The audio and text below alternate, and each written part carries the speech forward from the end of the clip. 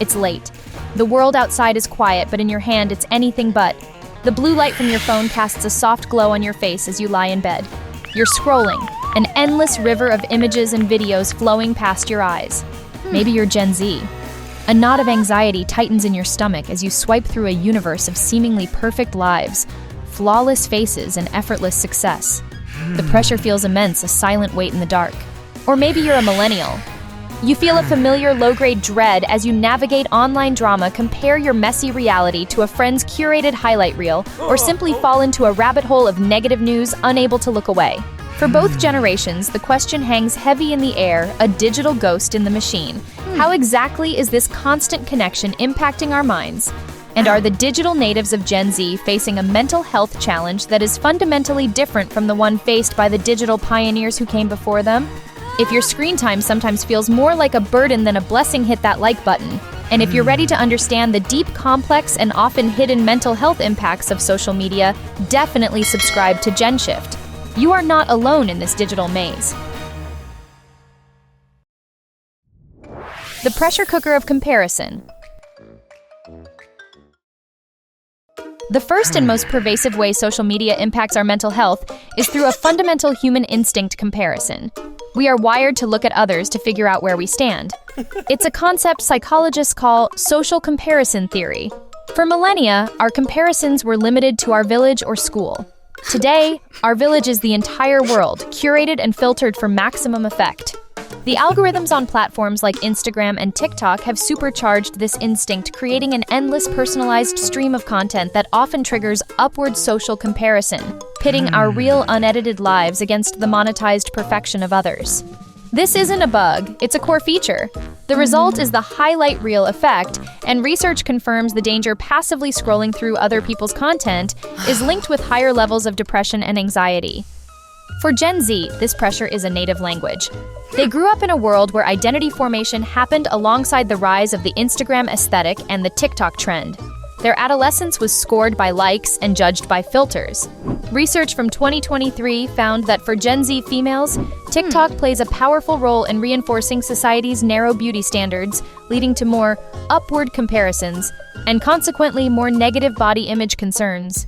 A teen girl in a 2024 Pew Research survey put it simply, the people they see on social media, it makes them think they have to look and be like them, or they won't be liked. Millennials, on the other hand, were digital pioneers. They remember an adolescence before the highlight reel was a 24/7 broadcast. They adopted these platforms as adults, often with a more developed sense of self, yet they are far from immune.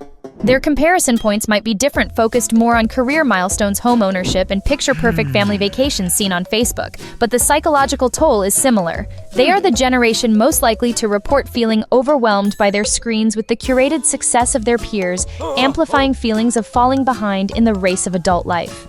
Imagine a young person late at night scrolling on Reddit. They see post after post of seemingly amazing lives. One user reflecting on this wrote, "From a person whose life seems amazing on social media, trust me when I tell you stories posted are not even 5% of the truth. Sometimes I would post stories of me traveling all over the world and we would be traveling for a family member's surgery, but of course I would never post that." The first step to escaping this trap is conscious awareness. Recognizing that what we see online is a curated performance, not reality. Actively curating your feed by following diverse accounts that show a wider range of human experience can dismantle the illusion of universal perfection. It's about replacing comparison with compassion for others, and most importantly, for yourself. The dopamine trap. But the pressure of comparison is just one piece of the puzzle. The very design of these applications is engineered to hook us, to keep us coming back, even when it makes us feel worse. This is the dopamine trap. Our brains have a powerful reward system driven by a neurotransmitter called dopamine. It's what motivates us to seek out things that feel good. Social media companies have learned to hack this system with terrifying precision. Features like likes, comments, and notifications operate on what's called a variable reinforcement schedule. It's the same principle that makes slot machines so addictive. You never know when you'll hit the jackpot, get a flurry of likes, a viral comment, or an important notification. Each one delivers a small hit of dopamine, and the unpredictability of the reward creates a compulsive need to keep checking, to pull the lever one more time. This creates a powerful feedback loop that can lead to measurable changes in the brain, weakening impulse control and fostering dependency. For Gen Z, this system is not something they adapted to. It's something their developing brains were wired by. They are digital natives in the truest sense, exposed to this constant algorithmically driven stimulation from a young age. This has led to what some have called notification addiction, a state of continuous partial attention where the brain is constantly primed for the next digital reward. A 2024 study found that half of Gen Z spends at least 4 hours a day on social media, making them the most engaged generation online. Their brains were, in a sense, built for the scroll. Millennials experience this differently. They remember a time before the constant buzz of notifications. They adopted the system, but their brains weren't necessarily formed by it.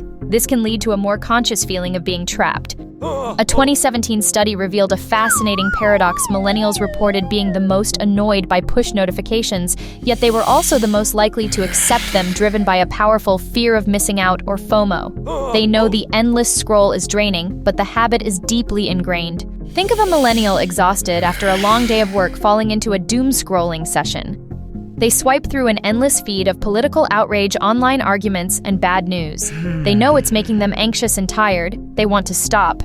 But the dopamine loop is powerful. The faint promise that the next post might be something interesting keeps their thumb moving long after the joy is gone. Breaking this cycle requires intentional action. Strategies like setting firm screen time limits, turning off non-essential notifications, and practicing digital detoxes can help reset the brain's reward pathways. It's about moving from mindless consumption to mindful engagement and reclaiming control over our attention. Anxiety and depression. When you combine the constant pressure of comparison with the addictive nature of the platforms, the consequences for our mental health become stark. A growing body of research now shows a clear and disturbing link between high social media use and increased rates of anxiety, depression, and loneliness. A U.S. Surgeon General's advisory warned that adolescents who spend more than 3 hours a day on social media face double the risk of experiencing mental health problems. With the average teen now spending nearly 5 hours daily on these apps, we are in the midst of a public health crisis.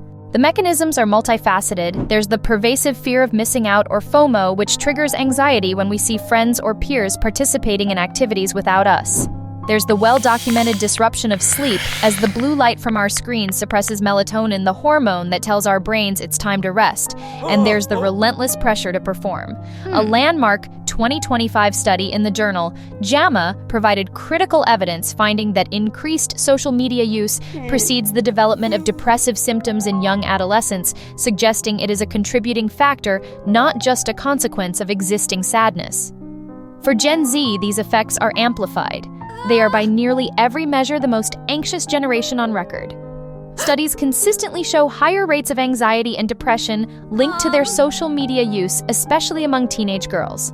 For a generation whose social lives are seamlessly integrated with their digital presence, seeing friends' activities documented in real time on Instagram or Snapchat can make feelings of exclusion intensely painful. The line between being left out of a party and being left out of the social fabric itself becomes terrifyingly thin. Millennials also experience these effects, but their anxiety often stems from a different set of digital pressures. Having navigated the transition into adulthood alongside the rise of these platforms, their stress can be linked to the overwhelming demands of modern work, financial instability, and the feeling of not living up to the life they were told they should have. Their digital anxiety might manifest in the stress of managing dozens of work and social group chats, the pressure to respond instantly at all hours, or the quiet despair that comes from comparing their chaotic journey through parenthood or career building to the polished versions they see online. Let's imagine a Gen Z high schooler. She's at home on a Friday night and her feed is a highlight reel of her classmates at a party. Every photo, every story feels like a personal rejection. The anxiety of being forgotten, of not being popular enough, becomes overwhelming. She can't sleep, her mood plummets, and the digital world, which promises connection, has instead delivered a profound sense of isolation. The most critical coping strategy here is recognizing when to seek help. Normalizing conversations about mental health, building strong offline relationships, and seeking support from therapists or counselors are vital. The screen can be a source of stress, but our real-world connections are the most powerful antidote. we've explored the hidden battles of the feed, the comparison traps, and the dopamine loops. But what's your experience? Has social media ever made you feel anxious or sad, or has it been a source of connection and healing? Drop a for struggle or a for growth in the comments. Let's start a positive conversation about mental health online. Cyberbullying and toxicity.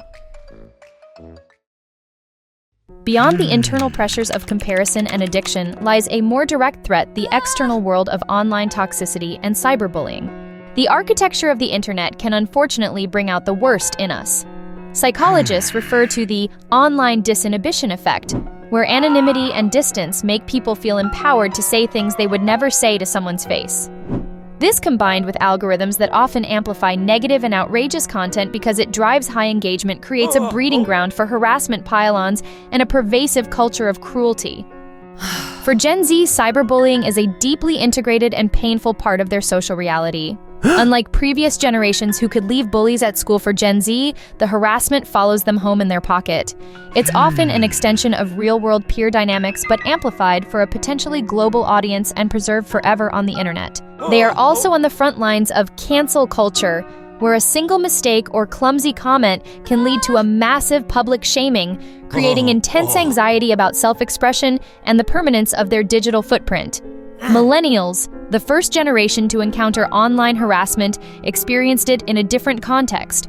Their early encounters were often on anonymous forums or instant messaging platforms, which felt more separate from their real-world identities. As adults, they may face professional backlash or become targets of cancel culture for outdated opinions from their youth, something they were never conditioned to anticipate. This is humorously captured in the millennial LOL phenomenon, where LOL is used not to signify laughter, but as a tonal softener to mitigate potential conflict or disapproval, a nervous tic born from a generation that learned to socialize online without nonverbal cues. This contrasts sharply with the experience of a Gen Z teen who is being systematically harassed by classmates across multiple platforms. For them, it's not an attack on an old opinion.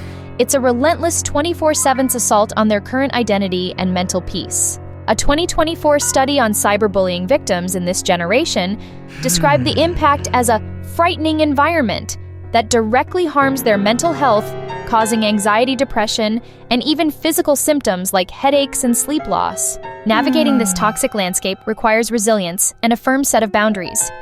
Using tools to block, mute, and report abusive behavior is a critical first line of defense. But beyond that, it's about cultivating a strong sense of self-worth that isn't dependent on online validation and building supportive networks, both online and off, that can offer perspective and protection when the digital world turns hostile. Coping and the path forward. First, they curate healing content. They follow licensed therapists on TikTok who use simple metaphors to explain complex psychological concepts. They engage with a burgeoning ecosystem of wellness influencers who provide content on yoga, meditation, and mindfulness. They use apps for mood tracking and journaling. They are actively seeking out and building feeds that support their mental health rather than harm it. Second, they are building niche communities. Recognizing that mainstream platforms can feel vast and alienating, Gen Z is migrating to smaller, more intimate digital spaces. They are finding a sense of genuine belonging and psychological safety in Discord servers dedicated to a specific hobby, private group, chats with trusted friends, and fan communities on platforms like Patreon. They are proving that social media can still be a powerful tool for authentic human connection if used intentionally. Let's picture a Gen Z creator. After struggling with anxiety fueled by her feed, she makes a change. She unfollows accounts that make her feel inadequate. She starts following mental health advocates and artists who inspire her. Then she takes a brave step. She starts creating her own content, sharing her journey of finding self-acceptance. Her vulnerability resonates, and a small supportive community forms around her. She has not escaped social media. She has transformed it into a source of strength. This shift from digital detox to intentional use is profound. It moves the narrative from social media is bad to how can we use social media better? It champions digital literacy and empowers us to become the architects of our own digital experience. Conclusion. The story of social media and mental health is not a simple one. It's a complex, evolving narrative of comparison and connection of addiction and awareness of toxicity and transformation. We've seen how the pressure cooker of comparison fuels inadequacy, how the dopamine trap engineers addiction, how these platforms can amplify anxiety and depression, and how the shadow of cyberbullying looms large. Yet we've also seen the emergence of powerful divergent coping strategies. Social media's impact on our minds is undeniable, shaping how we think, feel, and relate to one another. For Gen Z, it is a native landscape, a world of unprecedented social pressure, but also of incredible creativity and resilience. For millennials, it is an ever-changing frontier they must continually navigate, armed with a different set of experiences and expectations. Both generations face unique challenges. Both are searching for balance. Social media isn't going away, but our relationship with it can change. The key isn't necessarily to log off forever, but to log in with intention, to curate our feeds for positivity, to engage with empathy, and to remember that our true well-being will always transcend the screen. It is about empowering ourselves to use these powerful tools for connection, for support, and for growth, rather than letting them use us. How do you prioritize your mental health on social media? What's one tip that has helped you find balance? Share your story or your strategy in the comments below. Let's learn from each other. And if this episode resonated with you, hit like and subscribe. Join GENSHIFT as we continue to explore the vital topics that define our modern digital lives.